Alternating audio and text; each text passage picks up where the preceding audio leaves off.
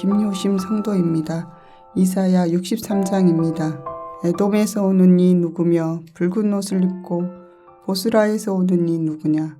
그의 화려한 의복 큰 능력으로 걷는 이가 누구냐. 그는 나이니 공의를 말하는 이요 구원하는 능력을 가진 이니라.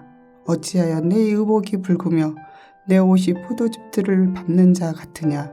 만민 가운데 나와 함께 한 자가 없이 내가 홀로 포도즙들을 밟았는데 내가 노함으로 말미암아 무리를 밟았고 분함으로 말미암아 짓밟았으므로 그들의 선혈이 내 옷에 튀어 내 의복을 다 더럽혔음이니 이는 내 원수 갚는 날이 내 마음에 있고 내가 구속할 해가 왔으나 내가 본주 도와주는 자도 없고 붙들어 주는 자도 없으므로 이상하게 여겨 내 팔이 나를 구원하며 내 분이 나를 붙들었음이라.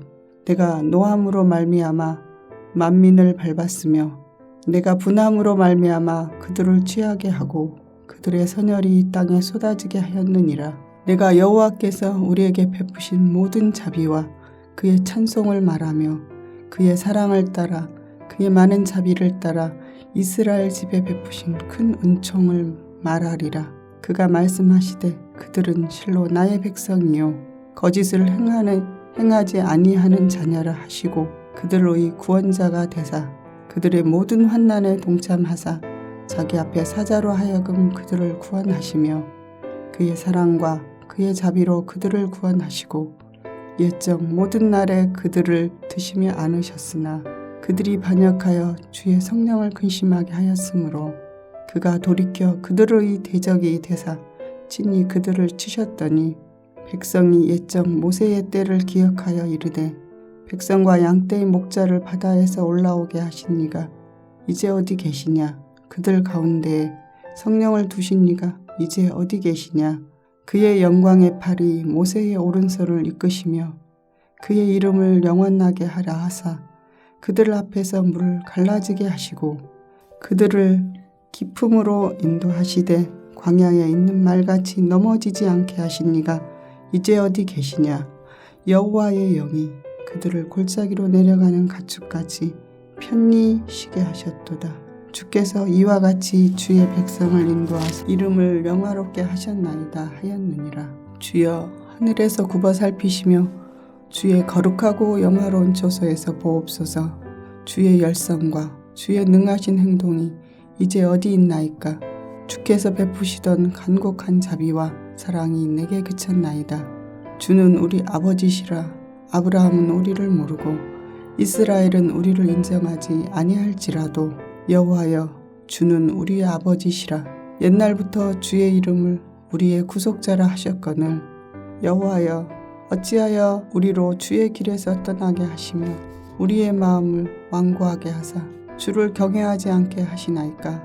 원하건대 주의 종들 곧 주의 기업인 지파들을 위하사 돌아오시옵소서. 주의 거룩한 백성이 땅을 차지한 지 오래지 아니하여서 우리의 원수가 주의 성소를 유린하였사오니 우리는 주의 다스림을 받지 못하는 자 같으며 주의 이름으로 일컬음을 받지 못하는 자같이 되었나이다. 하늘에 계신 우리 아버지여 이름이 거룩히 여김을 받으시오며 나라가 임하옵시며 뜻이 하늘에서 이룬 것 같이 땅에서도 이루어지이다.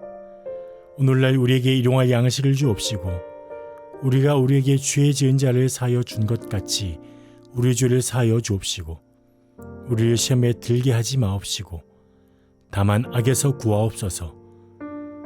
대개 나라와 권세와 영광이 아버지께 영원히 있사옵나이다. 아멘.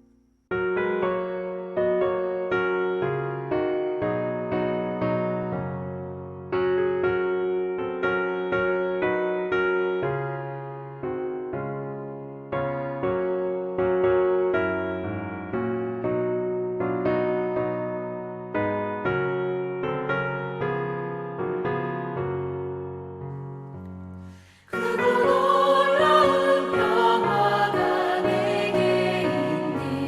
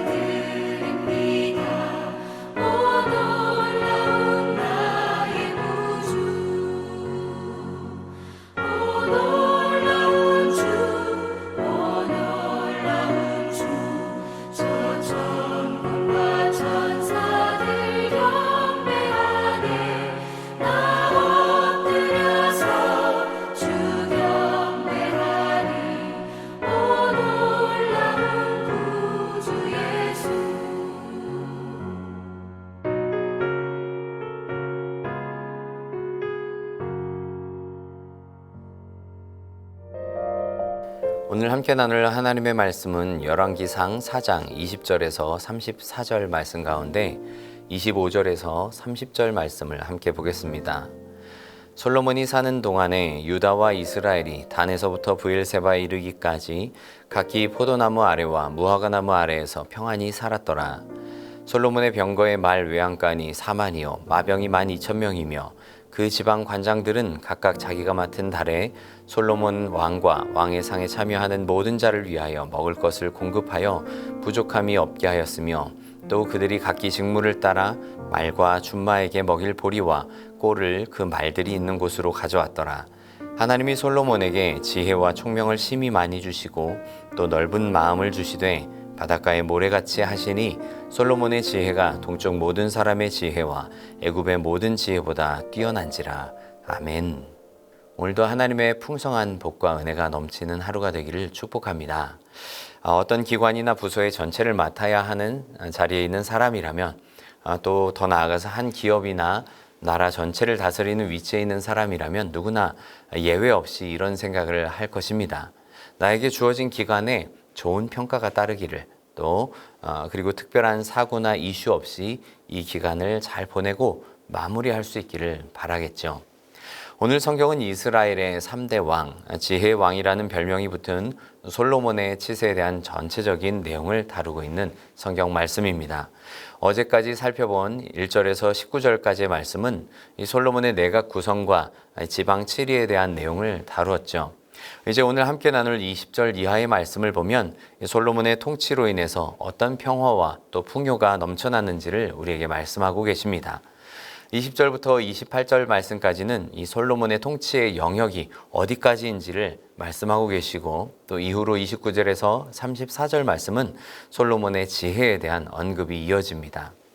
특별히 21절과 25절 말씀은 이렇게 말씀합니다. 솔로몬이 사는 날 동안에 역대 왕들에 대한 기록을 성경에서 읽을 때 가장 긴장되는 대목이 바로 이 대목 아니겠습니까? 누가 사는 날 동안에.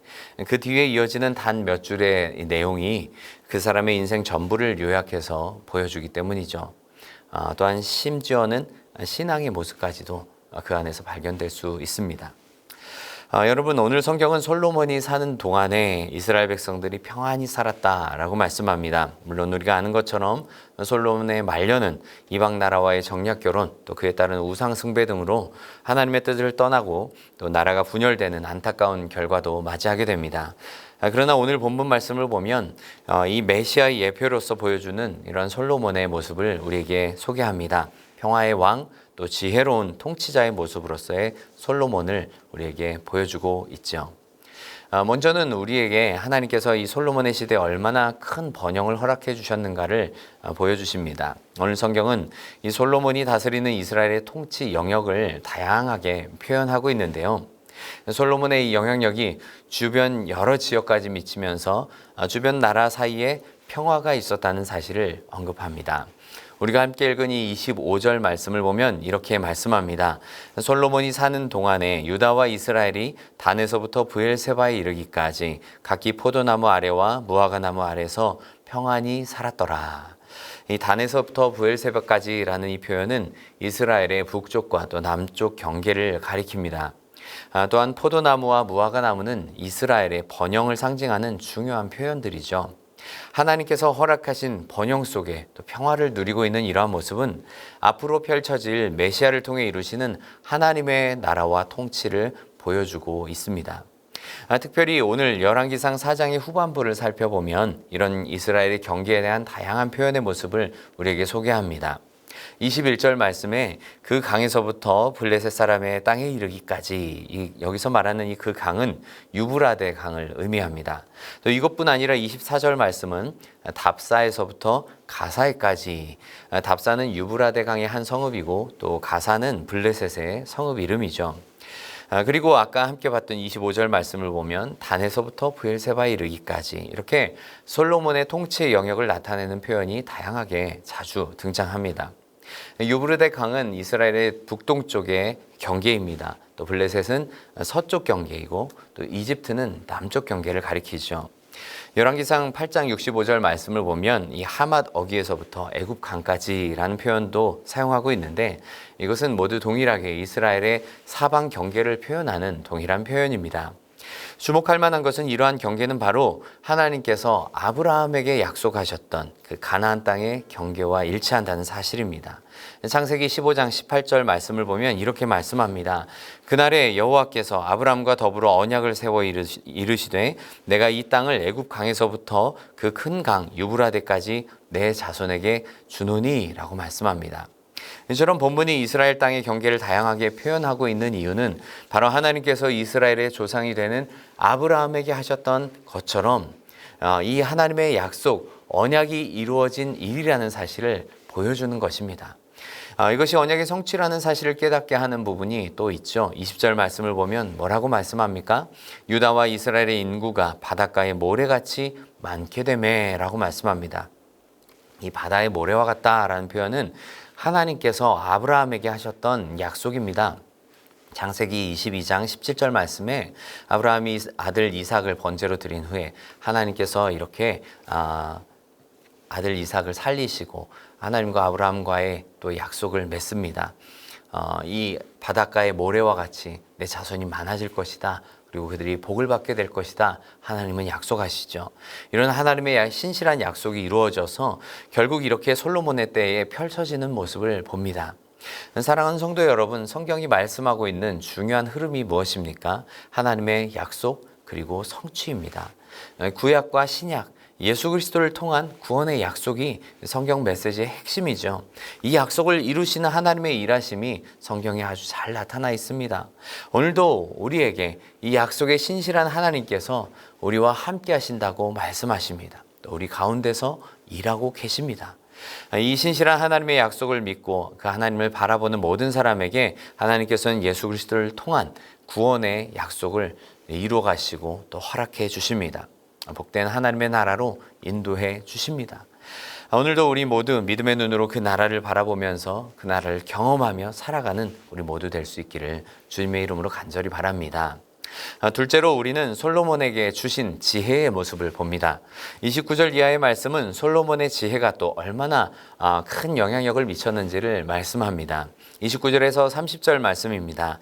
하나님이 솔로몬에게 지혜와 총명을 심히 많이 주시고 또 넓은 마음을 주시되 바닷가의 모래와 같게 하시니 솔로몬의 지혜가 동쪽 모든 사람의 지혜와 애굽의 모든 지혜보다 뛰어난지라. 아멘.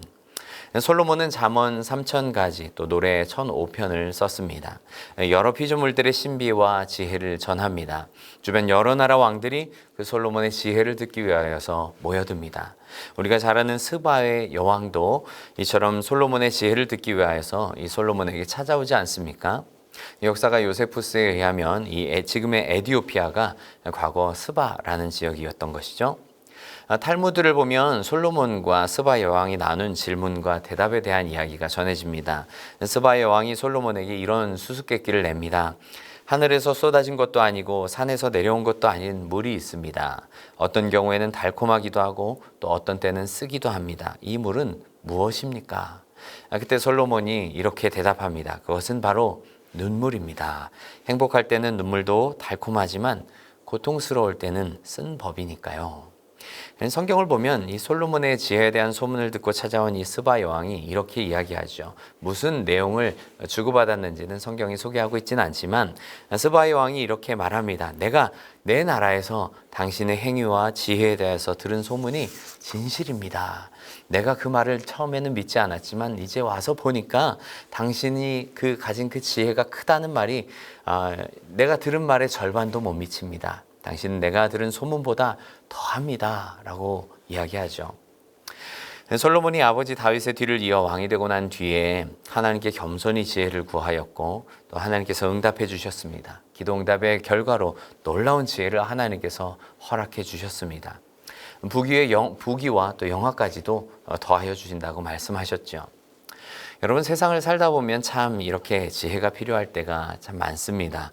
그래서 우리도 이런 생각을 할 때가 참 많죠. 하나님께서 솔로몬에게 주신 것처럼 나에게도 이런 지혜를 주셨으면, 또 우리 자녀들을 위해서 기도할 때 이렇게 지혜를 달라고 기도하기도 합니다. 그런데 사실 이 지혜는 하나님을 경외하는 데서 나오는 것입니다. 잠언 9장 10절은 이렇게 말씀합니다. 여호와를 경외하는 것이 지혜의 근본이요 거룩하신 자를 아는 것이 명철이니라. 누구에게로부터 지혜를 얻는가, 이것을 아는 것이 너무나도 중요합니다. 오늘 말씀 29절은 그래서 하나님이 솔로몬에게 지혜와 총명을 많이 주셨다라고 말씀하시지 않습니까?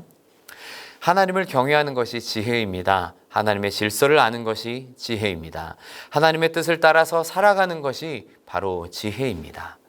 시대적으로 한참 뒤에 나오는 일이긴 하지만 에티오피아 여왕 간닥의 국고를 맡은 내시가 이제 예배하러 예루살렘에 왔다가 돌아가는 길에 두루마리 성경을 읽고 있었습니다. 읽어도 도무지 이해가 되지 않는 구절을 빌립 집사가 알려주게 되고 또 세례를 베풀게 되죠.